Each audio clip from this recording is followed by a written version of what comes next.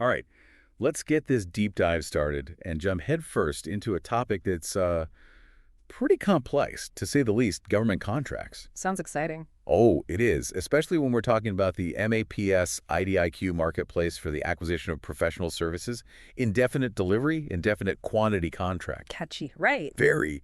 But behind the jargon, it's essentially a massive pre-approved vendor list. It helps the Army, BOD, and even other federal agencies streamline their procurement process. Think of it like this, a one-stop shop for all things knowledge-based and IT services. We're talking a huge range here, from engineering and logistics to cybersecurity and, get this, quantum computing. Quantum computing. Hold on. That's not exactly something you'd find at your average IT help desk, is it? This thing is way more advanced than I initially thought. You're absolutely right. The scope of services covered under MAPS is seriously impressive. It really highlights how the government is adapting to the rapidly changing technological landscape. It makes you wonder, with so many options, how do businesses even begin to navigate this thing? I mean, it's like trying to pick from a menu with hundreds of items. That's where understanding the structure comes in. MAPS is strategically divided into 5 key support areas. So you have your technical services, then research development, test and evaluation services, also known as RDT&E. Okay, so far so good. What else? You also have management and advisory services, high-level IT services, and, of course, your low-level IT services. 5 areas. Got it. All right, let's break those down a bit further. Let's start with technical services. I was going through the source document, and one thing that really caught my eye was manufacturing readiness. Oh, yeah, that one's crucial. It's all about making sure that potential suppliers can walk the walk, not just talk the talk. So it's about mitigating risk for the government. Right. Making sure those contractors actually have what it takes to deliver what they promise. Exactly. And it goes beyond just checking boxes. We're talking a deep dive into a company's infrastructure, processes, really making sure they have the expertise and the resources to meet the government's specific needs. So it's a serious vetting process. Makes sense, especially when you're dealing with potentially complex and sensitive projects. Absolutely. Now, how about we move on to RDT&E services, and I'll highlight something that often surprises people. Oh, I'm intrigued. Lay it on me. How about modeling and simulation? Wait, isn't that what they use for video games? You're not entirely wrong. The concepts are similar. But for the Army, modeling and simulation are all about testing new strategies and technologies, but in a virtual environment. So instead of, let's say, building a whole new tank and testing it in the field, they can run simulations to see how it might perform in different scenarios. Exactly. It's like a digital sandbox, a safe space to experiment, test out those what-if scenarios, assess potential risks, all without the real-world costs and dangers. That's pretty smart. So it's like a strategic dress rehearsal before they commit to the real deal. All right, that makes a lot of sense. Now, what about management and advisory services? This one seems a bit more business-focused, right? You could say that. Yeah. It's all about providing those strategic brains behind large and complex projects. It covers things like acquisition planning, of course, financial management, risk assessment, really anything related to managing the project effectively. So even if a company isn't building weapons or developing high-tech gadgets, they can still play a vital role through these management and advisory roles, right? Absolutely. And what's fascinating is that the skills needed for these roles are incredibly transferable. Meaning? Well, think about it. Project management, risk assessment, strategic planning, aren't those essential for any successful business, no matter the industry? You got a point there. All right, let's shift gears a bit and dive into the more techie stuff. High-level IT services. This is where things get futuristic. Right. We're talking about the bleeding edge here, quantum computing, artificial intelligence, robotic process automation. This isn't your grandpa's IT department. Definitely not. Oh. This sounds like the stuff of sci-fi movies. I know, right? But it highlights how the government is actively pursuing partnerships with companies that are pushing the boundaries of technology. So if you're a company working on things like advanced AI algorithms or developing those next-generation quantum computers, this is where you want to be. You got it. And it goes beyond just research. It's about applying these groundbreaking technologies to real-world challenges, enhancing national security, and honestly, just giving those forces a strategic edge. All right, and finally, we've got low-level IT services. Might not sound as glamorous as quantum computing, but I'm guessing it's still pretty vital for keeping everything running smoothly, right? Oh, absolutely. It's the foundation, the essential behind-the-scenes stuff that keeps the entire IT infrastructure humming. So like Help desk support, Yeah. network administration, cybersecurity, things like that. Precisely. It's the nuts and bolts of any IT system, especially one as large and complex as the Army's. And it's something that businesses often overlook, but it's absolutely essential for smooth operations. Okay, so we've covered the 5 support areas. That's a great starting point. But I'm curious, how does a business actually figure out where they fit into all of this? That's where a lot of companies get stuck. They might have the expertise, the skills, but struggle to translate that into specific opportunities within MAPS. So how do they bridge that gap? How do they effectively assess their capabilities and figure out where they stand in this massive world of services? Well, there are a few ways to approach this. Some companies try to do an internal assessment, map their core competencies against the specific service areas within MAPS. That sounds time-consuming. It can be, especially for smaller businesses that might not have dedicated teams to handle this type of analysis. So is there a more efficient way? There are tools out there that can help streamline this process. For example, platforms like Proposal Helper. They're specifically designed to guide businesses through an initial assessment of their capabilities. Proposal Helper. So it's like a matchmaking service for government contractors? In a way, yes. It helps cut through all the noise and really pinpoint those areas where a company's expertise aligns with actual government needs. I like it. It sounds like a valuable resource, especially for businesses that are new to this whole world. Absolutely. And it can even go a step further. How so? It can suggest potential teaming partners. Teaming partners. Right. We haven't really touched on that yet. Well, it's a crucial aspect of MPS-IDIQ. Often, a single company might not possess all the capabilities required for a particular task order. That's where teaming comes in. So it's about joining forces, pooling resources, and essentially creating a more comprehensive and competitive bid. You got it. It's a win-win for everyone involved. So it's like assembling a dream team of specialists. Exactly. Smaller businesses get to participate in those larger projects, and the government gains access to a wider pool of talent and innovation. Okay, I'm starting to see how all these pieces fit together. Now, going back to those 5 support areas, I was looking through the source document, and one thing that jumped out at me is that it provides a ton of detail about each area, but doesn't mention specific technical requirements. That's a great observation. But wouldn't those requirements be crucial for, actually crafting a proposal? It would seem so, but that's actually a key feature of MPS-IDIQ. The specific technical requirements aren't laid out up front. Instead, they're determined at the task order level. So each individual project will have its own set of unique criteria. Precisely. It might sound challenging, but it's a huge advantage for potential contractors. How so? It allows for customized solutions, encouraging innovation. Instead of trying to squeeze into a predefined box, companies can leverage their unique strengths and propose solutions that perfectly address the government's specific needs for that particular project. So it's about being adaptable, creative, and really demonstrating a deep understanding of the specific challenge at hand. Exactly. And that's where thorough research and careful analysis of those task order requirements become crucial. It's not just about showcasing your general expertise. It's about proving that you can adapt and tailor your capabilities to meet those very specific needs. You got it. And again, tools like Proposal Helper can play a role here. They can help analyze those task order requirements, highlight key elements, and even suggest relevant past performance examples to bolster your proposal. Okay, so understanding those 5 support areas, conducting a thorough self-assessment, those are crucial first steps. But let's say a company's done all of that, identified their niche, maybe even found some potential teaming partners. What's next? How do they actually go about winning those contracts? That's a great question, and it brings us to the heart of the process, the task order process itself. Because just being on that MAPS-IDIQ list doesn't guarantee you'll get work right. Not at all. It's not like you sign up and the projects start pouring in. You have to actively pursue those opportunities. So walk me through this task order process. How does it actually work? Think of it as a constant stream of opportunities. Government agencies will release specific requirements for projects they need to be completed. And any company on the MAPS-IDIQ list can submit proposals to try and win those contracts. It sounds incredibly competitive. It can be. It requires vigilance, strategic thinking, and a proactive approach. I imagine that could be pretty time-consuming, especially for those smaller businesses that might not have dedicated proposal teams. It can be, which is why having efficient systems in place is essential. There are tools and resources that can help streamline the process, thankfully. Tools like Proposal Helper, perhaps.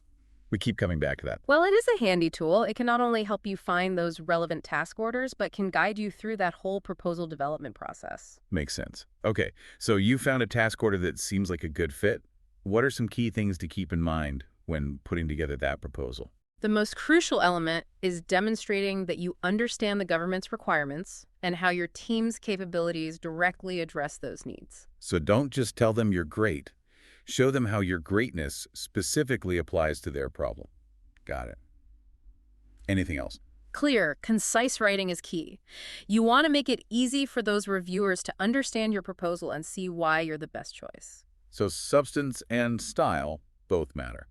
What about the evaluation process? How does the government decide who gets the contract? It varies depending on the agency and the specific task order, but generally they use predefined criteria, which are usually outlined in the task order announcement. So it's like a checklist for success. Tick all the boxes and you're good to go. Well, not exactly. It's not just about meeting the minimum requirements. It's about exceeding expectations. You need to demonstrate why you're the best, not just that you're good enough. And I imagine the price isn't the only factor, right? Yeah. Correct. The government is looking for the best value. So they're considering the overall quality of the proposed solution, the team's experience, their past performance, their ability to deliver on time and on budget. It's a holistic evaluation then, not just a race to the bottom dollar. Absolutely. And throughout the process, clear communication is paramount. Be responsive to government inquiries, answer questions promptly, maintain that professional and collaborative approach. Because ultimately, building a strong relationship with the government agencies can go a long way. It does. It's about demonstrating expertise, reliability, and commitment to delivering high-quality solutions. Okay, all that's super helpful for understanding how MAPS-IDIQ actually works. But I want to zoom out for a sec. Look at the bigger picture here. Why is this such a big deal? Why should our listeners care? That's the key question, right? What's really interesting about MAPS-IDIQ is that it represents a pretty significant shift in how the government approaches acquiring professional services. It's moving away from those traditional, rigid contracting methods. So more bureaucracy, less flexibility. You got it. And MAPS embraces a more agile, dynamic approach, which makes sense given the world we live in. It's like they're finally catching up to the reality that technology is evolving at lightning speed and, having access to specialized expertise is more important than ever. Exactly. And by streamlining the procurement process and giving agencies access to a wider pool of qualified vendors, MAPS-IDIQ aims to foster innovation, drive efficiency, and ultimately, help the government achieve its mission more effectively. So it's not just about saving time and money. It's about getting access to those cutting-edge solutions, staying ahead of the curve, making sure the government has the tools and the expertise it needs to tackle those complex challenges both now and in the future. Precisely. And that's what makes MAPS-IDIQ so potentially impactful. It has the potential to be a real game changer in how the government operates and how it interacts with the private sector. Okay, it sounds like a big deal, but all this potential comes with a certain level of complexity, right? I mean, we've talked about those 5 support areas, the task order process, the importance of understanding your own capabilities. For a business just starting to dip their toes into this world, what are some practical steps they can take to prepare themselves, set themselves up for success? Yeah, you're right. It can seem a bit overwhelming at first, but with a strategic approach, it's definitely manageable.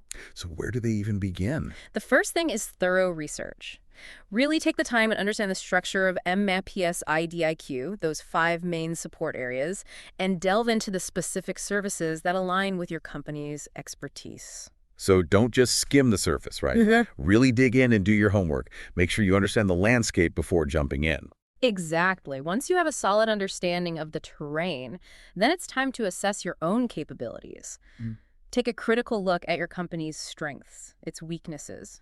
What are your core competencies? What unique value do you bring to the table? What sets you apart from all those other companies vying for those contracts? And be honest with yourself, right? Don't try to be everything to everyone. Right. Focus on your niche. Identify those areas where you can truly excel. Okay, so research and self-assessment, those are key initial steps.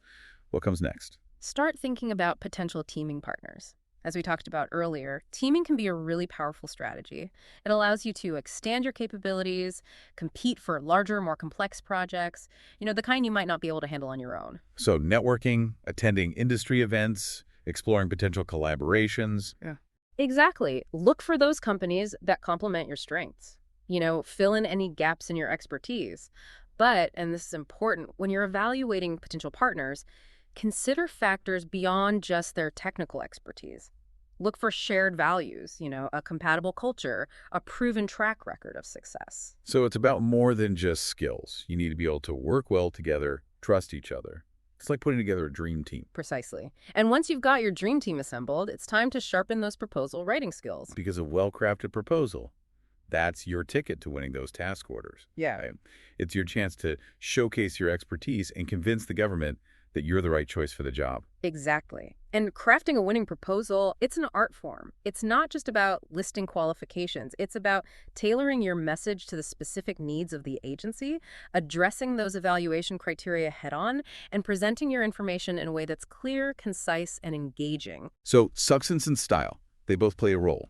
You need to have the right content, but you also need to present it in a way that captures their attention, makes them want to keep reading. Absolutely. And don't underestimate the power of storytelling. Paint a picture for them, help them visualize how your team can solve their challenges, highlight your unique strengths, and back it all up with concrete examples, evidence. And, of course, details, details, details. Make sure that proposal is free of errors, well-organized, visually appealing. A polished proposal, it shows that you're professional and that you're committed to delivering high-quality work. Okay, so research, self-assessment, teaming, proposal writing, those are some crucial steps for success. Is there anything else businesses should keep in mind as they navigate this, and any words of wisdom to help them avoid potential pitfalls? There are a few things, yeah. I think one of the biggest challenges is just the sheer volume of information out there and the complexity of those regulations. It can be pretty overwhelming, especially for smaller businesses that might not have dedicated teams to handle all the intricacies of government contracting. So what's the solution? How do they avoid getting bogged down in the bureaucracy and actually focus on, winning those contracts? Ask for help. Don't be afraid to reach out for support. A lot of government agencies, they offer workshops, webinars, things like that, specifically designed to help businesses navigate the process. And there are consultants, industry associations, people who can provide valuable guidance and expertise. So tap into those resources, those support systems that are already in place. Exactly. Don't try to go it alone. There are people who want to see you succeed, and they're willing to share their knowledge. And another challenge, well, it's the competitive nature of the whole thing. I mean, you're often going up against some pretty large, well-established companies, and companies that have tons of experience in government contracting.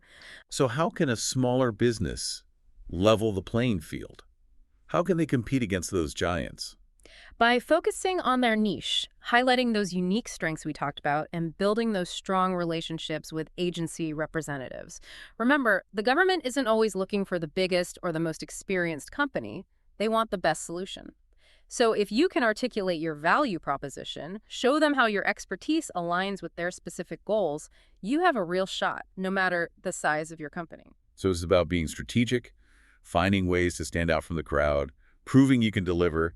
Even if you're a small fish in a big pond, you can still make a splash. That's a great way to put it. And innovation is key, too. Don't be afraid to think outside the box. Government agencies are often looking for fresh perspectives.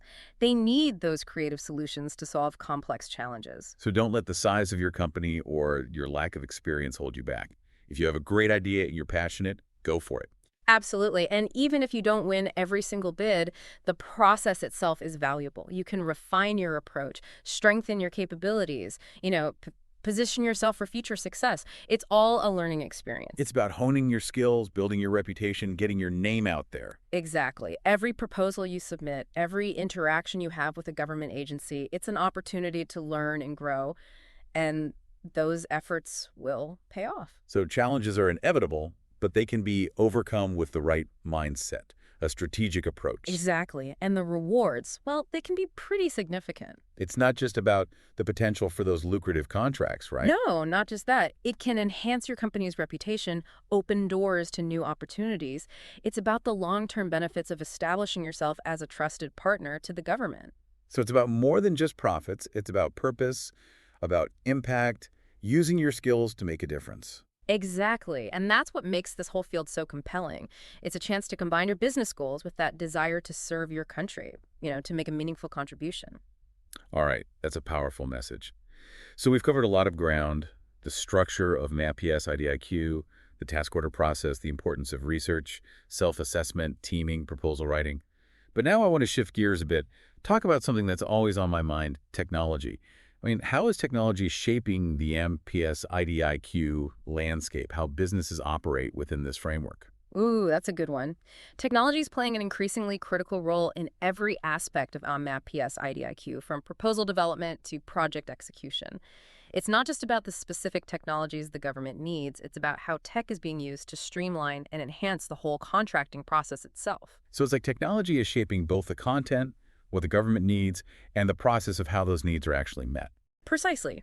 So you've got things like proposal management software that can help businesses track task order announcements, organize their responses, ensure compliance, automate a lot of those tedious tasks. It's like having a virtual assistant that helps you keep everything organized and on track. Right. And then you have collaboration tools that allow teams to work together more effectively no matter where they're located, sharing documents, giving feedback, all in real time. So breaking down those silos, creating a more efficient and collaborative workflow. Exactly. And then there are data analytics platforms that can help businesses analyze past performance data, identify trends, and, make smarter decisions about which task orders to pursue. It's all about leveraging the power of data to gain a competitive edge. Absolutely.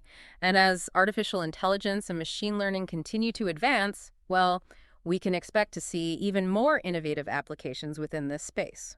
Like what? Give me a glimpse into the future. What might AI-powered tools look like in the world of government contracting? Just imagine AI tools that can analyze those task order requirements and suggest relevant past performance examples, or even identify potential teaming partners based on their expertise. Maybe even tools that can help you write your proposals, generate content based on your past performance and those specific task order requirements. That's next-level stuff. It sounds like science fiction, but it's becoming reality. It's amazing how technology is transforming this whole field. It is. And as technology keeps evolving, we can expect even more exciting developments. Things that'll make government contracting more efficient, more effective, and honestly, more accessible to businesses of all sizes. Okay, so technology is a game changer. It's helping businesses streamline their processes, make smarter decisions, compete more effectively. But like any powerful tool, it's important to use it wisely. Oh, for sure. Businesses need to be smart about it. They need to evaluate the available tech, choose the ones that actually fit their needs, and make sure they have the internal expertise to implement and manage them effectively. So it's not about just buying the latest shiny gadget. It's about having a strategy, figuring out how to leverage technology to achieve your specific business goal. Precisely. And technology's always evolving. What's cutting edge today might be obsolete tomorrow. So businesses need to be in a constant learning mode, always be adapting. So it's about being adaptable, always looking for ways to improve those processes, leverage those new technologies, and ultimately gain a competitive edge. Exactly. And that's what makes this field so exciting. It's constantly changing, pushing the boundaries, offering new opportunities for innovation and growth. Okay, technology is a key driver in the world of MPS IDIQ. Before we move on, I want to zoom out again and talk about the bigger picture. How does MPS IDIQ fit into the overall landscape of government contracting? Another good question. It's important to remember that MPS IDIQ is just one piece of a much larger puzzle. Meaning? Well, there are tons of other contracting vehicles and programs out there, each with its own set of features, its own requirements. So it's important to understand the bigger picture. Don't limit yourself to just one avenue. Absolutely. And it's crucial to stay informed about changes in government policy, funding priorities, what's happening in the industry. So stay agile, adaptable, always be on the lookout for new opportunities. Precisely. The government contracting landscape is constantly in flux. What's hot today might be yesterday's news tomorrow. So be proactive, do your research, and build relationships with those key decision makers. You got it. With the right approach, any business, no matter the size, can find success in this world. It's dynamic, it's challenging, but it can be incredibly rewarding. Okay, it's complex, it's ever-changing. But with the right knowledge and a strategic approach, businesses can navigate the world of government contracting and achieve their goals. They can. And the rewards go beyond just financial gains. Because you're contributing to those important missions, right? Mm-hmm. You're making a difference. Exactly. It's about purpose and impact, which is pretty compelling. It is. It's an opportunity to combine your business acumen with your passion for serving your country, making a positive contribution to the world. Well said. All right, that's a great overview of the broader context of government contracting and how MPS-IDIQ fits into this complex landscape. But before we wrap up this deep dive, I want to circle back to something we talked about earlier, the importance of understanding your own capabilities and finding your niche. Can you expand on that a bit more? Of course, with so many different services covered under MAPS IDIQ, it's essential to really hone in on those areas where you have the most expertise, the most experience. So don't try to be a jack of all trades. Be a master of your niche, Right. That might involve specializing in a particular industry. like healthcare or defense. Exactly. Or maybe focusing on a specific technical area like cybersecurity or data analytics. Find your sweet spot. Position yourself as the expert in that domain. Got it. And once you've done that, it's all about articulating your value proposition. What do you mean by that? What makes you different? What unique skills and experience do you bring to the table? Why should the government choose you over all the other companies out there? So craft a compelling narrative, showcase your strengths, differentiate yourself. Precisely. And don't be shy about highlighting your past performance, those successful projects you've completed. Because a proven track record. No, that speaks volumes. Absolutely. And don't forget about relationships. Building those relationships with government agencies, it's essential. So don't just rely on submitting proposals. Get out there. Network. Yes. Attend industry events, participate in those webinars, reach out to agency representatives, introduce yourself, let them know what you can do. Be proactive. Make those personal connections. Exactly. And as you cultivate those relationships, be sure to provide value, be responsive, follow through on your commitments. Because reputation matters. A lot. It does. A strong reputation for excellence, reliability, integrity, it's going to open doors and create opportunities. Okay. Find your niche, articulate your value proposition, build relationships, deliver on your promises. That's a pretty solid roadmap for success in the MAPS IDIQ world.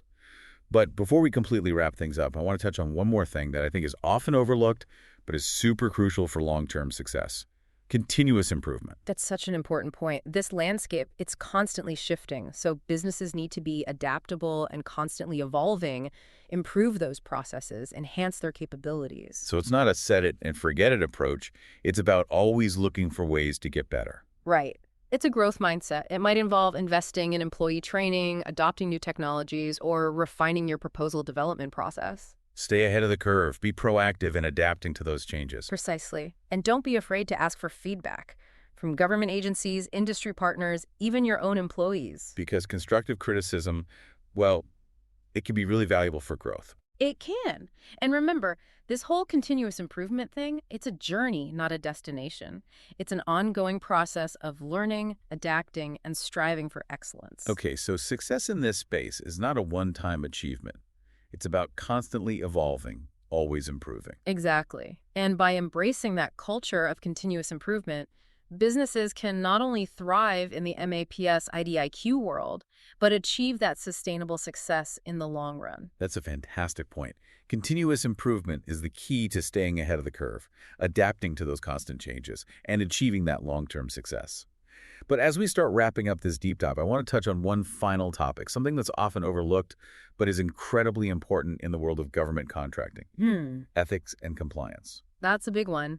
It's not just about having the skills and the expertise to win those contracts. It's about doing business the right way, operating with integrity, adhering to those ethical standards. The government takes this very seriously. Right? Very. They hold their contractors to a strict code of conduct, and any violations can have pretty serious consequences. Like what? Well, contract termination, legal action, that sort of thing. So businesses really need to have a robust ethics and compliance program in place. So it's not just about having a policy in a binder somewhere. It's about creating a culture of ethics where everyone understands the importance of doing things the right way. Exactly. And it's not just about avoiding those negative consequences. It's about building trust. Trust with the government. Right. And establishing a reputation for ethical behavior. Because trust is the foundation of any successful business relationship, especially in the world of government contracting. The government wants to work with companies they know they can rely on, companies that are going to operate ethically and deliver on their promises. Absolutely. It's about building those long-term partnerships based on mutual respect and trust. So it's about more than just winning contracts. It's about building something that's going to last. Exactly. And by operating with integrity, businesses can not only succeed in this world, they can actually contribute to creating a more ethical and responsible business environment for everyone. All right, that's a powerful message. Ethics and compliance aren't just about following the rules. They're about building that trust, creating a better business world. Couldn't have said it better myself. Okay, so ethics and compliance, they're not just a box to check. They're fundamental to success in this field. But as we wrap up this deep dive into MAPS-IDIQ, I want to leave our listeners with something to ponder, something to think about. Given how quickly technology is changing, what new services do you think might be added to MAPS in the future? What's on the horizon? Ooh, that's a fascinating question to think about. If we connect this back to what we've been discussing, we're already seeing that shift towards things like AI, quantum computing, cybersecurity, but what comes next? I mean, 5 years ago, did anyone really think quantum computing would be a major focus? Exactly. So if we kind of extrapolate out from there, we might see even more specialized areas emerge, maybe focusing on things like bioengineering, advanced materials science, or even space-based technologies. Space-based technologies. Now that's a deep dive I would love to have. But seriously, it's pretty amazing to think about the possibilities. What's really crucial for our listeners is this. Don't get too caught up in what the document says right now. Think about where things are headed. Anticipate those future needs. That's what's going to give you a real edge in this competitive landscape. Okay, that's some seriously strategic advice. Any final thoughts for our listeners before we sign off? I definitely encourage everyone to spend some time with the source document. There's so much detail in there, way more than we can cover in this deep dive. Seriously, it's like a whole encyclopedia of government services. But even if contracts aren't your thing, I think there's a bigger takeaway here for everyone. What's that? The sheer scale of innovation that's happening within the government. It's easy to get bogged down in the day-to-day, but when you step back and look at the big picture, it's pretty inspiring to see the challenges they're taking on, the kind of future they're building. Absolutely. And who knows, maybe through MAPS IDIQ, you can be a part of shaping that future too. And that's a wrap on our deep dive into MAPS IDIQ. Thanks for joining us, and we'll see you next time for another fascinating exploration of knowledge.